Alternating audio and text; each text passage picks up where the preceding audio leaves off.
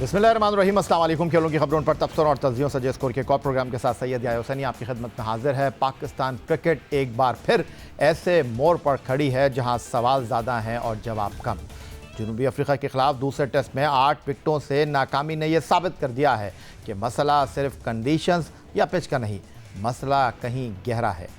अपनी ही बनाई हुई पिच पर अपने ही तमाशाइयों के सामने पाकिस्तान के बल्लेबाज एक बार फिर खज़ां रसीदा पत्तों की तरह बिखरते चले गए।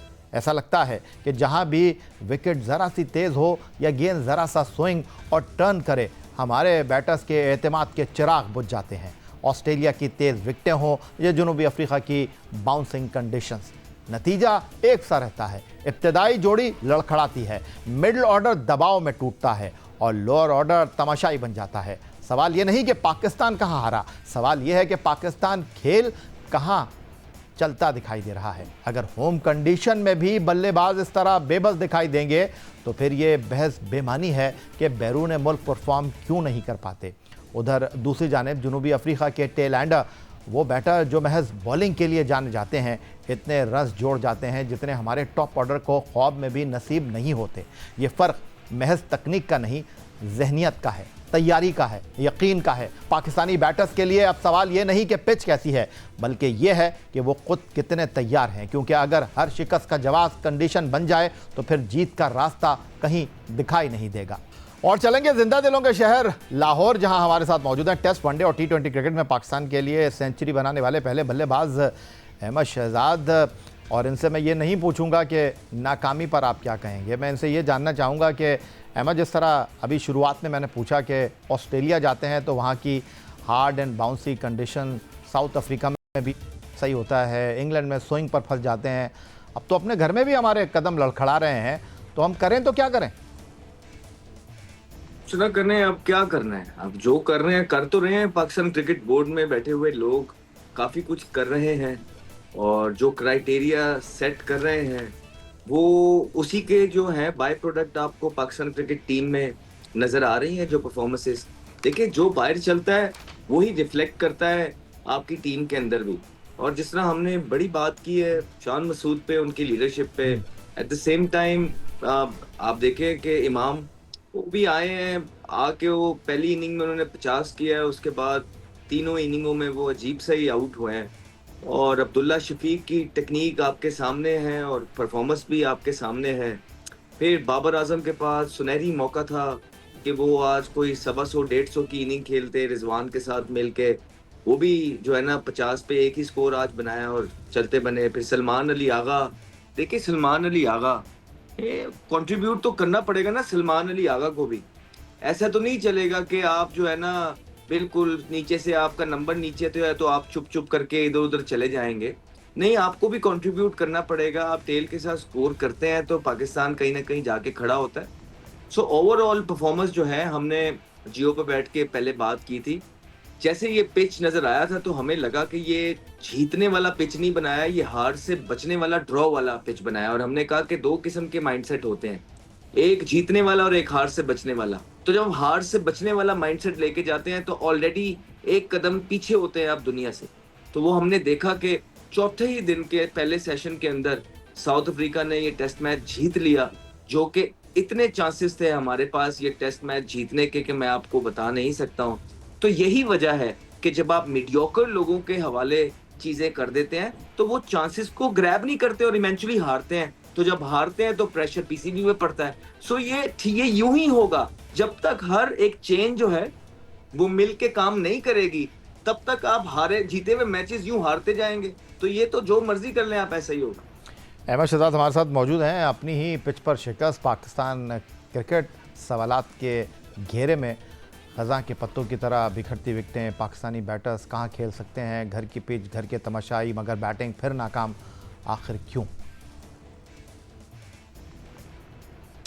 एक बार फिर T20 टीम में वापस आने वाले साबिक कप्तान बाबर आजम टेस्ट की दूसरी में पाकिस्तान के टॉप स्कोरर रहे। बाबर आजम ने दूसरी इनिंग में 50 रन स्कोर किए। पाकिस्तान ने दूसरी इनिंग में खेल के तीसरे दिन के अख्ताम पर विकेट पर 94 रन बनाए और उस वक्त बाबर आजम 49 रन बनाकर क्रीज पर मौजूद थे और उनका साथ दे रहे थे मोहम्मद रिजवान, जो 16 रन पर नॉट आउट थे। लेकिन चौथे दिन का आगाज़ ही पाकिस्तान की बैटिंग लाइनअप के लिए तबाहकुन साबित हुआ। बाबर आजम ने दिन की दूसरी गेंद पर ऑन साइड की जानिब शॉट खेलते हुए 2022 के बाद अपनी पहली होम टेस्ट निफ सेंचुरी मुकम्मल की, लेकिन जो इनिंग का मजबूत आगाज़ होना चाहिए था वही उसका इख्तिताम साबित हुआ। सिर्फ 3 गेंदों बाद एक हल्की सी ऑफ स्पिन गेंद जो ज़रा नीचे रही बाबर के पैट से जा टकराई और पाकिस्तान के जवाल की कहानी का आगाज़ हो गया। 7 इनिंग के बाद निफ सेंचुरी स्कोर करने वाले बाबर आजम से ये उम्मीद थी कि वो पूरी जिम्मेदारी का मुजाहरा करते हुए पाकिस्तान के लिए एक अच्छा टोटल फराहम करेंगे, लेकिन ऐसा सिर्फ ख्वाब ही साबित हुआ। अहमद शहजाद साहब, मैं आपसे जानना ये चाहता हूँ कि अगर आप बाबर आजम पर तनकीद करेंगे, अगर आप बाबर आजम के खेल पर बात करेंगे, अगर आप ये बताएंगे कि जी बाबर आजम ने ये 83वीं इनिंग थी कि सेंचुरी के बगैर खेल ली, तो कहा यह जाएगा कि आप एजेंडा टो कर रहे हैं, कहा यह जाएगा कि आप बाबर आजम के मुखालिफ हैं। लेकिन जब मराद की बात होगी तो सेंट्रल कॉन्ट्रैक्ट की ए कैटेगरी से तनज़्ज़ुली आपको T20 टीम से निकाला जाएगा तो कहेंगे कि जी पाकिस्तान के सबसे बेहतरीन खिलाड़ी को निकाल दिया। सवाल मैं आपके सामने ये रख रहा हूँ कि ज़्यादा दूर जाने की बात नहीं है, एक कप हो गया, उसके साथ ट्राई सीरीज़ हो गई जो हमारे बल्लेबाजों की कारकर्दगी थी, उसके बाद सवाल उठ रहा था कि बाबर को टीम में लेना चाहिए, आ गए वो T20 टीम में। लेकिन ये वो मौका था जब बाबर आजम फिनिश करते, बताते कि वो पाकिस्तान के सबसे बड़े बैट्समैन हैं, या वो सिर्फ नाम के बड़े बैट्समैन हैं और उनकी परफॉर्मेंस भी कभी टीम को मिलेगी। 61वां टेस्ट मैच था, सिर्फ एक प्लेयर ऑफ द मैच उनके क्रेडिट पर है। चलें, वो तो ऑफ कलर चल ही रहे हैं, उनका तो सबको पता है। उन्होंने कहा है कि मुझे इस फॉर्म के साथ टीम में डाल लें। मुझे बताएं क्यों डाला है उनको? उन्होंने जबरदस्ती की है या फिर वो एक बात चलती है कि जी कहीं से फोन आ गया? तो अगर कोई फोन आप प्रेशर नहीं बर्दाश्त कर सकते हैं तो रिजाइन कर देना चाहिए सिलेक्शन कमेटी को। आकिब जावेद साहब की, जिनकी हमने बहुत तारीफ की है पिछले दिनों के अंदर, के जो यंगस्टर्स उन्होंने वाइट बॉल क्रिकेट के अंदर इंट्रोड्यूस कराए हैं, दे बीन डूइंग वेल। और सारी मुश्किल कंडीशंस के अंदर आपने उन यंगस्टर्स को छोड़ दिया, उनके नंबर्स पे भी नहीं खिलाया, उसके बाद उनको जो आसान कंडीशंस आई वहां बाहर कर दिया। तो अगर यही उन्होंने करना है तो, और वो अगर वो ये कहना चाहते हैं कि मेरे हाथ में कुछ नहीं है, तो एक रेजिग्नेशन लेटर तो आकिब जावेद के हाथ में है, या एक रेजिग्नेशन लेटर अजहर अली के हाथ में है, या असद शफीक के हाथ में है, या लीमदार, या हम भूल जाएं कि कोई थोड़ी बहुत इज्जत गैरत का भी मामला जिंदगी के अंदर कोई लेके चलना है साथ। तो बाबर आजम ने तो नहीं कहा कि मुझे डाल दें, बाबर आजम तो को तो नहीं, वो तो मान रहे हैं कि मेरी फॉर्म नहीं है। तो सारी जगह तो आप उनको जबरदस्ती डाल रहे हैं। क्या प्रेसिडेंट सेट किया आपने? पहले टेस्ट मैच से उनको निकाला और उसके बाद बगैर किसी परफॉर्मेंस से ले आए। उसके बाद क्या प्रेसिडेंट सेट कर रहे हैं कि आपने, माइक हैसन ने, आपके कोच ने बोला कि हमने बाबर आजम को कुछ टारगेट्स दिए हैं, जब वो अबूर कर लेंगे, कंप्लीट कर लेंगे, उसके बाद उनकी टीम में जगह मौजूद है। वो तो व्हाइट बॉल क्रिकेट खेले ही नहीं, वो तो सैर पे गए हुए थे। ये टेस्ट मैच के अंदर जो डोमेस्टिक का मैच था वो भी नहीं खेले। उसके बाद यहाँ भी परफॉर्मेंस आपके सामने है। तो कहने का मकसद ये है कि हर चीज का ब्लेम आप बाबर आजम पे नहीं डालें, जिसका ड्यू ब्लेम बनता है उसी को ब्लेम दें। ठीक है, आपने सही कह दिया, आपने वजह फरमा दिया, ब्लेम नहीं डाल रहे, लेकिन हकायक आपके सामने रख रहे हैं। पाकिस्तान क्रिकेट टीम के कोलैप्सिस के हवाले से कहानी तब नहीं रही। साल 2025 में पाकिस्तान ने 5 टेस्ट मैच खेले हैं और आखिरी 5 विकेटें जल्द गिरने की सूरत हाल तब्दील हो नहीं रही है। इस साल के आगाज़ पर जनूबी अफ्रीका से केप टाउन टेस्ट की पहली इनिंग में 39 रन पर पाकिस्तान की आखिरी 5 विकेटें गिरी, दूसरी इनिंग में 61 रन पर 5 विकेटें गिर गईं। वेस्ट इंडीज़ के खिलाफ होम ग्राउंड पर पहले टेस्ट की पहली इनिंग में 33 और दूसरी इनिंग में 25 रन पर 5 विकेटें गिर गईं। वेस्ट इंडीज़ के खिलाफ दूसरे टेस्ट की पहली इनिंग में 25 रन पर 5 और दूसरी इनिंग में 57 रन पर 5 खिलाड़ी आउट हो गए। अब जनूबी अफ्रीका के खिलाफ पहले लाहौर टेस्ट की पहली इनिंग में 16 और दूसरी इनिंग में 17 रन पर 5 विकेटें गिर गई। रावलपिंडी टेस्ट में भी यही सूरत हाल जूं की तू नजर आई। पहली इनिंग में 17 रन पर खिलाड़ी पवेलियन लौटे तो दूसरी इनिंग में 33 रन पर 5 खिलाड़ी पवेलियन लौट गए, जबकि शिकस्त खाने वाले दूसरे टेस्ट की दूसरी इनिंग में आखिरी 4 विकेटें सिर्फ 9 रन के इजाफे से पवेलियन लौट गईं। तो अहमद शहजाद साहब, 2025 में तो ऐसा ही लग रहा है कि सिर्फ 5 बैट्समैन खेल रहे हैं, आखिरी 5 तो कब आकर चले जाते हैं नजर ही नहीं आ रहा, और हम अपनी इस खामी को दूर कर नहीं पा रहे। और हमारे जो कोच अजहर महमूद साहब हैं वो आके प्रेस कॉन्फ्रेंस में कह देते हैं कि जी फर्स्ट क्लास क्रिकेट खेलना चाहिए। वो कह देते हैं कि जी हमारे खिलाड़ियों को जो है सिर्फ साल में 2 टेस्ट मैच मिलते हैं, और उसके बाद प्रेस कॉन्फ्रेंस ख़त्म। तो अजहर महमूद तो खुद पहले शुक्र अदा करें कि कहीं ना कहीं कुछ एक सिस्टम के तहत उनको जो है ना कोचिंग मिली है रेड बॉल की। ठीक है, मुझे नहीं पता आज से पहले उन्होंने कभी डोमेस्टिक में भी रेड बॉल की कोचिंग की है कि नहीं, और उसके बाद ये बहाने लगाना भी छोड़ देना चाहिए, बुरा लगता है। कभी आके ऑनेस्टली भी बात करनी चाहिए। अगर आपको 4 मैच मिलते हैं साल के अंदर, तो भाई आप जीतते कितने हैं? आपको कौन मैच जीतता है देता है? जीतेंगे तो आपको मैच मिलेंगे। उसके बाद आपके प्लेयर्स जो हैं आपकी सुनते नहीं, आप कह रहे डोमेस्टिक जाएँ, कितनों को खिला लिया? नसीम शाह, हारिस रऊफ एक मैच खेले, उसके बाद फिर भाग गए वहाँ से। खेलना ही नहीं चाहते आपके प्लेयर्स, आप भेजते ही नहीं हैं उन्हें। तो आप इस तरह की बातें कर रहे हैं और आप कह रहे हैं कि नीचे वाले प्लेयर कुछ नहीं, ऊपर वालों ने सर कौन सा तीर मारा है? आप मुझे बताएं, एक एक 50 किया 4-4 इनिंगों में, जहाँ पे बिल्कुल फ्लैट पिच था पहली इनिंग के अंदर। नहीं अहमद, ये भी और तो उसके एक बाद कल्चर एकदम अब डेवलप होता हुआ दिखाई दे रहा है ना, कि एक इनिंग में 50 किया, अगला टेस्ट मैच पक्का, अगले टेस्ट में इनिंग तो में मैं कुछ याया करूं भाई, ना करूं। यही तो गिला है, हमें किसी से कोई मसला नहीं है। लेकिन जब इन बच्चों को आप लीडरशिप देते हैं और वो प्रेस कॉन्फ्रेंसेस में आके इस तरह लोगों को 25 स्कोर पे डिफेंड करने लग जाते हैं ना, तो वो कल्चर आप खुद बनाते हैं। हमारा मकसद किसी के अगेंस्ट बात करना नहीं है। हमारा मकसद सिर्फ पाकिस्तान की बढ़तरी और जीत के अंदर है। हम चाहते हैं कि पाकिस्तान के अंदर इस तरह के प्लेयर्स लाए जाएं कि जो पाकिस्तान को दिन दुगनी रात चुगनी तरक्की करवाएं। और जब इन प्लेयर्स की बात होती है तो 11-11 साल से तो अहमद, हम तरक्की इनको हो रही देख है रहे ना, हैं। दिन दुगनी रात चौगनी, नाकामियों की फहरिस्त तवील हो रही है ना।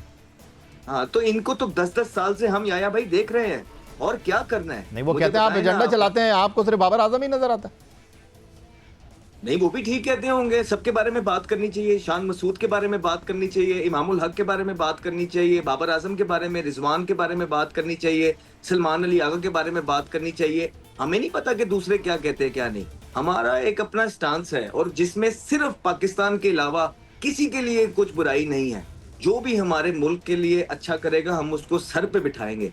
लेकिन आप खुदारा देखें तो सही, आपका मुल्क कहाँ पहुंच गया है। जिम्बाब्वे का भी किसी को लाने और निकालने का ना कोई क्राइटेरिया होगा, नेपाल का भी किसी को निकालने और लाने का कोई क्राइटेरिया होगा, युगांडा का भी क्राइटेरिया होगा, यूएसए का भी। लेकिन पाकिस्तान, जिसका एक नाम है दुनियाई क्रिकेट के अंदर, वो उस लेवल पे नीचे चला गया है अपने इस सिलेक्शन प्रोसेस के अंदर, लोगों को लाने और निकालने के अंदर, टीम में शामिल करने के अंदर, कि मैंने इस तरह की टीमें बनती हुई कभी नहीं देखी हैं जो मैं इस दौर के अंदर अब देख रहा हूँ। अहमद शहजाद साहब हमारे साथ मौजूद हैं और किसी ने खूब कहा है कि दिल में उतरने से दिल से उतरने तक का सफ़र, और हमारे खिलाड़ियों की जो कारकर्दगी है वो ऐसी नहीं है जो वो लोगों के दिल में उतरे हैं। फ़िलहाल तो वो लोगों के दिल से उतर रहे हैं। अहमद से मज़ीद बात करेंगे एक ब्रेक के बाद।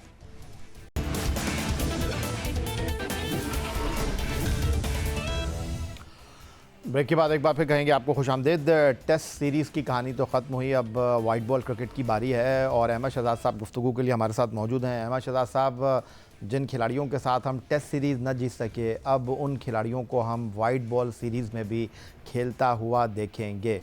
दुनिया जान की टीमों की अगर मैं बात कर लूँ तो एक वक्त में 2 मुल्कों में टीमें खेल रही हैं। एक टीम टेस्ट सीरीज़ खेल रही है, एक टीम वाइट बॉल सीरीज़ खेल रही है। लेकिन हमारे पास नाकामियों की दास्तान तवील होती जा रही है, लेकिन हम पीछे मुड़कर देखने के लिए तैयार नहीं हैं। जिन खिलाड़ियों से तवील दौरानिए की क्रिकेट में परफॉर्म हो नहीं रहा, जो खिलाड़ी वाइट बॉल की परफॉर्मेंस पर टेस्ट टीम में वापस आ रहे हैं और टेस्ट टीम से वाइट बॉल क्रिकेट में जा रहे हैं, वही कहानी हमारे सामने इस वक्त मौजूद है।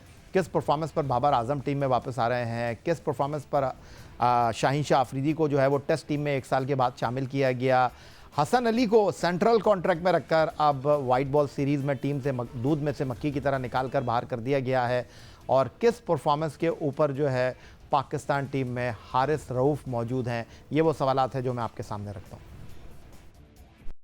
देखिए, मुझे भी नहीं समझ आ रही है यार भाई, इट्स जस्ट के टाइम गुजारने की कोशिश हो रही है, किसी की बेहतरी करने की कोशिश नहीं हो रही है। मुझे ये लग रहा है कि हर साल एक नया पंडोरा बॉक्स खोल के नया बंदा सामने लेके आ जाया जाता है, कप्तान की सूरत में, प्लेयर की सूरत में, और सारे रुख उधर को किए जाते हैं और अपना टाइम निकाला जा रहा है। बस ये किया जा रहा है, कोई प्लानिंग नज़र नहीं आ रही है टीम मैनेजमेंट की तरफ से, कोई इस तरह की स्ट्रीमलाइन की हुई स्ट्रेटजी नज़र नहीं आ रही है जिसके तहत बड़े बड़े दावे करते थे कि माइक हैसन आएंगे तो ऐसा हो जाएगा और आकिब जावेद साहब आएंगे तो ऐसा हो जाएगा। वो सारी चीज़ें कुछ देखने को नहीं मिल रहा। 1-2 चीज़ें ठीक करते हैं तो 10 चीज़ें ख़राब कर देते हैं। तो इस तरह तो मुल्क की क्रिकेट नीचे जा रही है, याद रखें। मैंने आपको पहले भी बोला है, बात ये नहीं इन दी एंड होनी कि जो $4.8 की पीएसएल की टीम जो है आप $8.0 $8.0 की बेच देंगे। नहीं, बात होनी है कि पाकिस्तानी क्रिकेट को आप कहाँ छोड़ के जा रहे हैं।